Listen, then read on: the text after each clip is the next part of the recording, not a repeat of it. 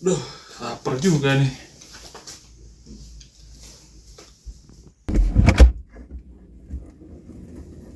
Nah, kapal. Makanan, kapal. Makanan, kapal.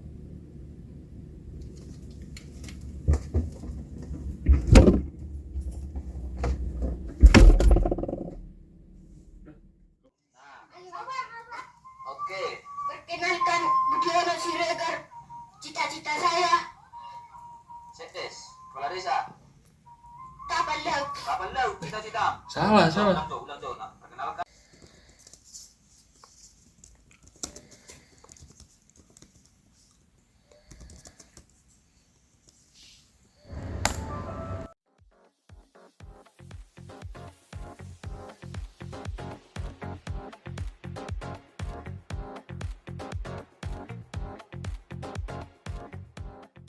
Halo guys, balik lagi di Ngopas, ngobrol panjang santai.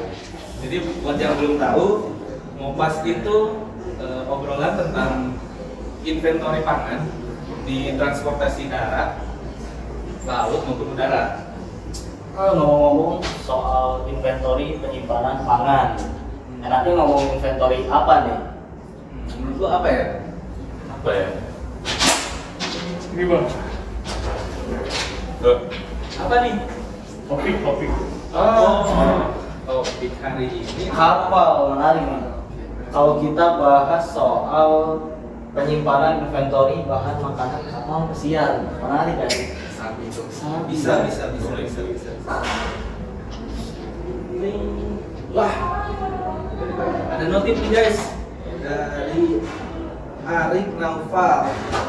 Pertanyaannya, Bang, stok persediaan kapal pesiar itu pernah habis gak sih dengan jumlah awak kapal yang berjibun?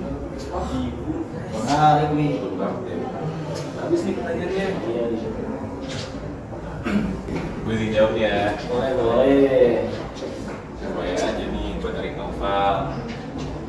Kalau persediaan di kapal tuh udah ada manajemennya lah, gak bakal habis gitu. Karena setiap beberapa hari gitu ya, kapal tuh pasti nge-restock lagi, entah itu ke dermaga atau ke pelabuhan terdepan lah. Nah pas nge-restock tuh penumpang tuh nggak boleh turun juga, jadi harus stay di situ. Dia nggak hilang juga sih. Dari kabur. Iya. Wah, ini ada pertanyaan masuk nih kedua. Apa tuh? Komen dari Mr. X nih. Iya. Ada gak sih faktor-faktor yang harus dipertimbangin untuk penyimpanan pangan di kapal laut? Nah, jelas ada sih. Faktor-faktor tuh ya meliputi suhu, ada penyebabkan juga, stabilitas kapal, sama ruang penyimpanan sih. Nah, ruang penyimpanan itu di sini dibagi dua juga.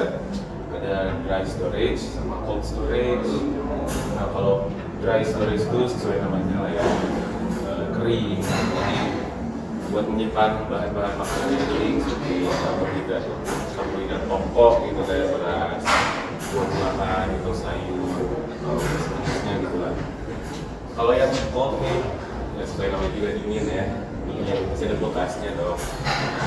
Itu buat bahan makanan yang mentah yang ada khususnya buat gross food Indonesia. Kayak daging ya? Kayak daging, iya. Nah, kayak daging sapi, daging ayam. Iya. Mau itu seafood juga bisa, atau ikan, gitu lah ya. Gitu sih sebenarnya. Nah gitu misalnya, kayaknya lu yang kelihatannya tuh kayak paham banget nih soal nih. penyimpanan bahan pangan di kapal pesiar. Gua mau nanya, boleh gak nih? Boleh. Cara kapal pesiar buat restock di tengah samudra gitu. Sedangkan jarak ke dermaga itu agak jauh gitu. Gak memungkinkan buat restock di mana? Nipis di tengah samudra gitu ya. Iya.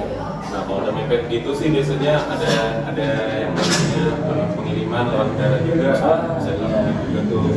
Jadi bisa pakai helikopter atau pesawat kecil. Soalnya kalau kapal pesiar gitu ya di sini pasti punya tempat buat ya landingnya pesawat gitulah. Jadi helikopter gitu. Helikopter juga ada helipad. Dia masuk ke kapal pesiar buat restock makanan. Nah, jadi kalau udah mepet sih biasanya lewat pengiriman udara sih. Iya. lu Ki, obrolan hari ini itu gimana? Menurut gue ya, kayaknya obrolan hari ini tuh asik gitu, nambah informasi buat gua sendiri gitu, terutama kan yang nggak tahu soal penyimpanan inventory di penyimpanan bahan pangan maksudnya di kapal pesiar. Terus gue jadi tahu kalau misalnya si kapal di tengah samudra bahan makannya habis gimana gitu buat stoknya kan gitu. Gue juga baru tahu tentang si inventory kapal dia ada bagi-bagi ya. Iya. Oh yang kayak tadi cold storage samudra. Iya. Mungkin satuin aja gitu. Iya. Nah menurut ini kan podcast hari ini tuh bagus. Iya. Nah kalau menurut kalian Gimana gimana guys? Komen di bawah ya. Terima kasih buat yang udah nonton. Kayak Like, gimana? subscribe dan bye. Nah, kayaknya udah dulu gak sih? Udah. Udah ya. Udah lama juga capek ya udah lah ya. Bye. Oh, jadi gitu sistem penyimpanan makanan di kapal laut. Oke.